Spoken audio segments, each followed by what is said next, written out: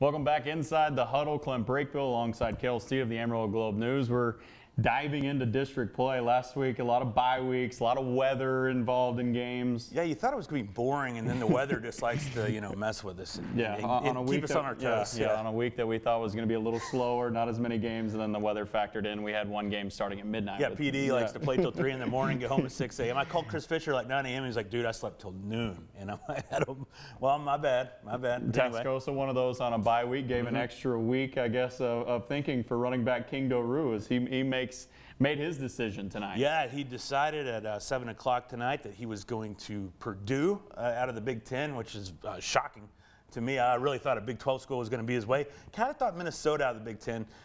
He really liked his visits there, but what are your thoughts on that? Man, he had a lot of choices. And 22. Yeah. And so to choose Purdue, obviously, they had a lot of things that he went. Obviously, he must be pretty good in the classroom because Purdue, known for that pretty well as well. And also Lawton Reichel on Saturday committed to Air Force, so we've had two guys this week, the Canyon quarterback and King Doru, so huge week for us verbally. Now, these are verbals. Right. I think on paper. We got National Signing Day coming up. Yeah, in December, so yeah. Yeah, so right now all verbal. But speaking of district play and speaking of Tascosa, they'll be in action and a little different looking district for them this year. Yeah, no San Angelo Central. Remember the Tascosa kicked them east. If you ask Brett Davis, the San Angelo Central coach, he was mad about that. So it's just the little Southwest Conference with the two Odessas, the two Midlands, Friendship, and then Tascosa, one of the toughest districts. So in 6A when it comes to this level, Lee's good.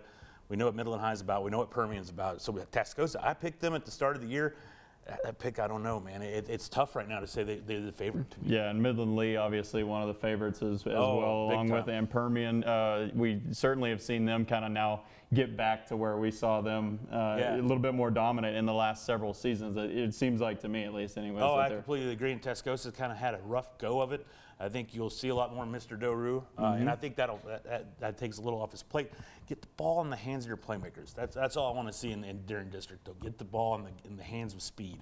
Oh, I agree, and they have a lot of places they can go for speed at Tascosa, so that's what they got to do. Get it in the hands of their playmakers. In some other districts, some that are going to be very competitive with a lot of good teams at the top. I mean, you look at District 2, 3A, Division I, and you get Coach Wood, who we both love, at Shallow Water, and now Bushland dropping down from 4A into that 3A district as well. Yeah, and Brian Wood, he loves to say battle, right? It's going to be a battle. That's what that district is with Bushland and Shallow Water. Do we think Shallow Water might be the early favorite? They had a good non-district. Bushland 3-2.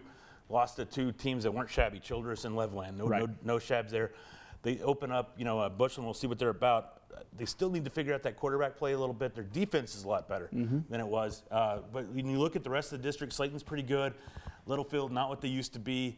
Obviously, River Road's had their struggles so far. I'd like to see them improve in the district. But right now, you got to say Shallow Water, Bushland, very much the class. And another 3A Division II. I mean, some of the best teams in the state in that one right there, right? Man. Canadian and Childress at the top, but I mean, Freona, Spearman, Tulia, Dimmitt all playing pretty well.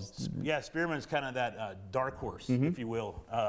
Lost one game, but haven't given up a lot of points. You jinxed him. Gave up 6 points through 4 weeks or something like that. I mean, their defense was rolling. So yeah, but then you got Canadian Childress, so everybody's looking forward to that October 19th. I think we'll all be there. Yep. I'm going to make Lee stay in the office for that one. I'm going to get out. You're going to go to that one, yeah. Cover that one. Ought to be what a great district though. And then you're going to really see, I think, Canadian Childress, and you're going to see that struggle for 3-4 between, I think, this is my opinion, okay, Spearman, Freona, and then Toya. Toya's got some great athletes too.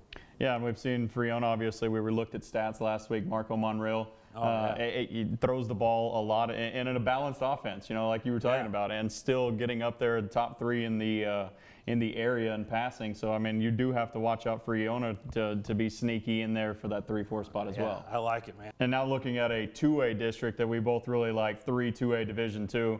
In Stratford, maybe not where they've been in the past, but still someone you're going to have to look out for when you get into district play. Coach Porton in Vega told me this is the best district that he's been a part of. Yeah, Coach Porton would know. I mean, the guy's been a part of a lot of good districts. Groover right now, I think they got the top 1-2 combo, and when it comes to pass catch with Keegan Kelp and Creed Spivey, so many weapons on the field.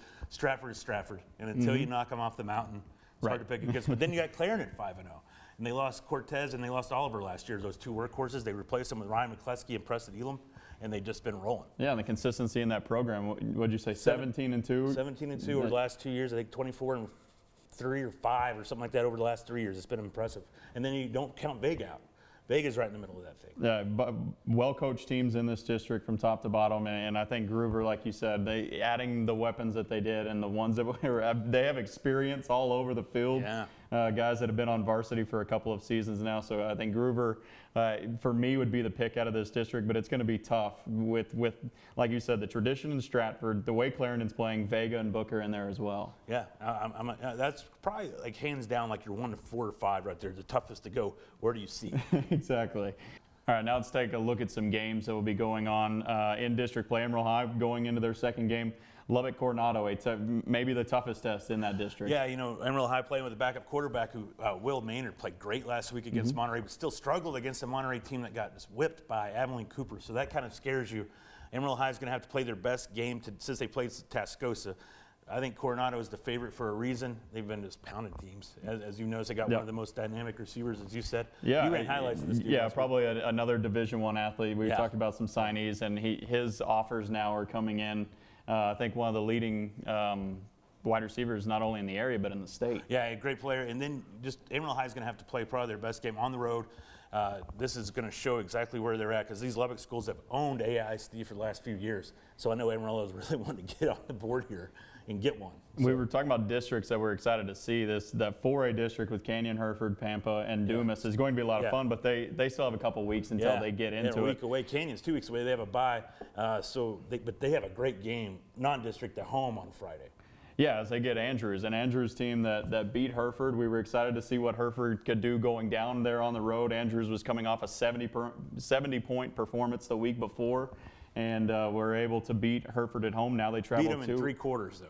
Rain delay, 3-quarter game. Yeah, so it's certainly an asterisk. Yeah, asterisk. And Seth Dixon ran for 140 yards in that game, put him over 1,000 for the season. But Canyon, wide open, 40. We found out earlier, Faith Douglas is doing a story for us, my intern from Canyon High School. She said they're averaging 488 yards a game. Golly. Yeah, it's a lot of points. Lawton Reichel, we know what he can do. The receiving core is good. Going to come to defense. Yeah, I mean, if Andrews is able to put up 70 points in a game, you know they can score the football, obviously. And Canyon routinely getting to 50 right now. So, I mean, this one you could maybe break 100 points in this game. It could be a lot of fun. We could be there a long time. Yeah, that's right. Settle in. How about Bushland taking on Slayton, one that you kind of have set aside as a pretty big game? I think so, because Slayton's 4-1. They've played New Deal, really good. New Deal's one of those power 2A teams, and they haven't lost any games. They're 4-1, but we don't know much about Slayton. I know their offensive coordinator is Landry Gunner, the former Dimmitt OC, great guy, good friend of mine. Jeff Caffey has come down there, done a good job as their first-year head coach. They got speed, and that's always scary when you face a team with speed. They're going to be faster than Bushland. It's on the road, but I like Bushland. We've liked them all year. Jimmy Thomas's guys they know how to win. They know how to win on the road. Big district test till shallow water for them right here. And then we get a district matchup between Clarendon and Stratford. And this one's interesting because we talked about it. With Stratford, we know they're down because they're losing games bigger than we've seen in several years. But now we get into district play. They're going to know these teams pretty well, and the pedigree is there for Stratford. So like you said, until someone knocks them off, then you still have to have them near the top until someone proves us otherwise. And Clarendon's the first one to get that chance. Yeah, and you know Matt Lover and all this rain that's happened, he hadn't mowed. So that thing's going to be about 20 inches tall. That's right. And they're going to try to slow down Clarendon as much as they can. This is going to be one of those slugfest. I bet you, what's the over-under? 15 passes in this game between both teams? It's going to be over by 8:30. It's going to be a fast game. It's going to be a fast game. I like Clarendon. I'm big on Clarendon this year. But Stratford, like you said, until they get beat, it's hard to pick against them. Yeah, so those are some of the games we're looking at. Any others that you want to mention? No, I think those are the big ones this week. As always, Caprock's at home. We got a lot of Thursday games this week, which is weird on the schedule. But McLean, that's a team I want to keep talking about because they're number 1 in the state for a reason. I don't see them playing past half until the playoffs. 5 weeks in a row they haven't played a second half, right? And only one game, and that was the number 1 team in the state at the time when they played them, right? Strong. So they're playing pretty well. Played pretty well, and took on a good, happy team last week. So those are some of the games we're looking at. Everybody have a fun and hopefully dry Friday night. No joke.